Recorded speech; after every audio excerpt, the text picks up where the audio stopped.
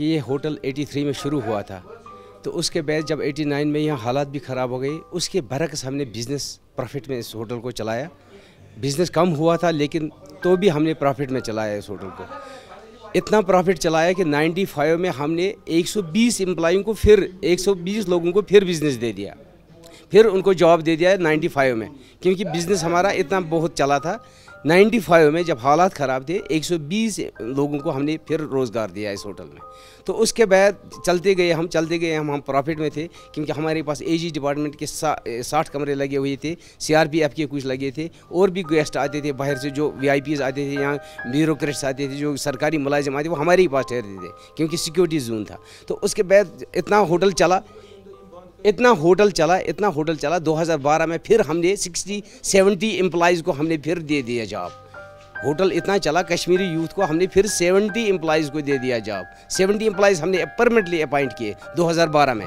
تو 2012 کے بعد ہم چلتے تھے.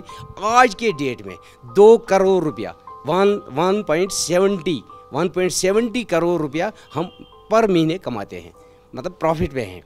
کم سے کم ہم نے 10 کروڑ 8 سے 9 کروڑ روپیہ جنوری سے آج تک ہم نے سینٹرل گورنمنٹ کو بھیجا ہوگا ان کی یونٹ چلانے کے لیے. ہمارا یونٹ اتنا تیز سے چلتا تھا.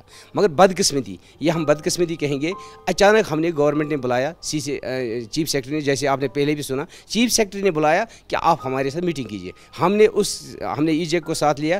اس نے بتایا کہ ہمیں ہوٹل کو ٹیک اوور کرنا ہے، اسٹیٹ گورنمنٹ اس کو ٹیک اوور کرے گی سینٹرل گورنمنٹ سے. تو ہم نے بتایا یہ تو ویلکم کی بات ہے، ٹھیک ہے اگر آپ ٹیک اوور کرنا چاہتے ہیں. بولا آپ لوگوں کو ہم ساتھ لے رہے ہیں، ہوٹل کے ساتھ ہم آپ لوگوں کو بھی جو بھی آپ کے رائٹس ہے ہم وہ فلفل کریں گے، کوئی پریشانی کی بات نہیں ہے. تو ہم اس آشواسن پر چلتے رہے. یہ بتائیے، خدا را بتائیے، یہ کون سا انصاف ہے؟ میں جب اس ہوٹل میں لگا تو میں تھا 20 سال 6 مہینے کا، میں نے ڈپلومہ کیا تھا، میں 20 سال 6 مہینے کا لگا. تو آج میری 55 ہے عمر. تو آپ خدا را بتائیے میں کہاں جاؤں گا؟ اب اس عمر میں کہاں جاؤں گا؟ ہماری فیملی کہاں جائے گی؟ ہم نے جو بچے اس وقت پڑھ رہے ہیں وہ کہاں جائیں گے؟ کون سی پریشانی میں ہمیں پھنسا دیا گورنمنٹ نے، سمجھ نہیں آتا ہے. 165 قریباً 2 ٹیمپری بھی ہے. مگر جب یہ 14 تاریخ کو شام کو آیا، ہمیں بولا باہر نکلو. ہم نے بولا اگر یہ ہوٹل ہی رکھنا ہے، ہوٹل ہی چلانا ہے، ہم ہی کام کریں گے، ہمیں کیوں باہر جانا ہے؟ ہم ہی کام کریں گے. آپ کو چاہے آنر یہ رہے گا چاہے آنر وہ رہے گا، کام ہم کریں گے. یہ آپ ابھی تک دے رہے ACI تنخواہ، آپ دے دو. انہوں نے سنا ہی نہیں.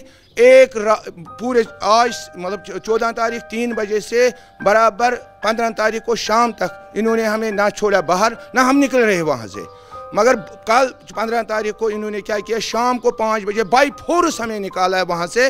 زبردستی انہوں نے ڈنڈا مارا اور ہمیں وہاں سے نکالا. مگر اگر انہوں نے پہلے بھی CS نے بولا کہ ہم آپ کو جاب دیں گے، ہم اب کہاں جائیں گے جاب ڈھونڈنے کے لیے؟ کہ اگر گورنمنٹ آف انڈیا اس کو رن کر رہی تھی، اب اگر گورنمنٹ آف انڈیا نے کیا سوچ کے یہ ہینڈ اوور کر دیا اسٹیٹ گورنمنٹ کو، اور اسٹیٹ گورنمنٹ نے بھی اس کو ٹیک اوور کر دیا ہے. سر صاحب ہمیں یہ بات بتا دیجیے ڈائریکٹلی اور انڈائریکٹلی، اگر اس سے کنیکٹڈ ہے تھاؤزنڈس آف پرسنز، کیونکہ ہماری فیملیز ہے، ہمارے بچے ہیں، سب کچھ یہی اسی پہ چل رہا ہے. سر ہمیں کون سسٹین کرے گا؟ سر ہمارا پوائنٹ یہ ہے، سر اگر اسٹیٹ گورنمنٹ ٹیک اوور کر دیا ہے، سر CS صاحب سے میری مودبانہ گزارش ہے کہ وہ آگے آئے، ریسکیو میں آئے، ان فیملیز کو بچائیں. آپ ہمیں صاحب یہ بتا دیجیے اگر وہ نہیں آئیں گے، اگر DC صاحب آئے جیسے کہ ہمارے ساتھ کمٹمنٹ ہوئی تھی، اگر ADC صاحب نہیں آئیں گے، ہمیں صاحب یہ بتا دیجیے ہمارے بچوں کا کیا ہوگا، ہماری فیملیز کا کیا ہوگا؟ کیا ان لوگوں نے یہ سوچا تھا اگر ہم اس کو پراپرٹی کو ٹیک اوور کریں گے تو ان کا کیا ہوگا؟ اگر ہم پراپرٹی کو ٹیک اوور کریں گے ان کی فیملیز کا کیا ہوگا؟ ہماری آش ہے اس کے ساتھ، ہماری ہوپ ہے اس اسٹیبلشمنٹ کے ساتھ تھی، کیونکہ کل تک تھی، اب نہیں ہے. سر نہ تو گورنمنٹ آف انڈیا آگے آ رہی ہے، نہ تو اسٹیٹ گورنمنٹ آگے آ رہی ہے، کیونکہ گورنمنٹ آف انڈیا کو تو چیپٹر جو تھا وہ کلوز ہو گیا. سر اب تو اسٹیٹ गवर्नमेंट की ये जिम्मेदारी है, स्टेट गवर्नमेंट की ये रिस्पॉन्सिबिलिटी है. वो आगे आए, रेस्क्यू में आए, हमें बचाए, हमारे साथ कमिटमेंट है, हमारे साथ कमिटमेंट की है CS साहब ने. मैं फिर से दोबारा ये बात को कोट करना चाहता हूँ यहाँ पे. CS साहब ने हमको आश्वासन दिया था, कमिटमेंट थी हमारे साथ, along with IJAC employ joint action committee के जो प्रेसिडेंट साहब थे, along with mister Fayaz Shabnam साहब.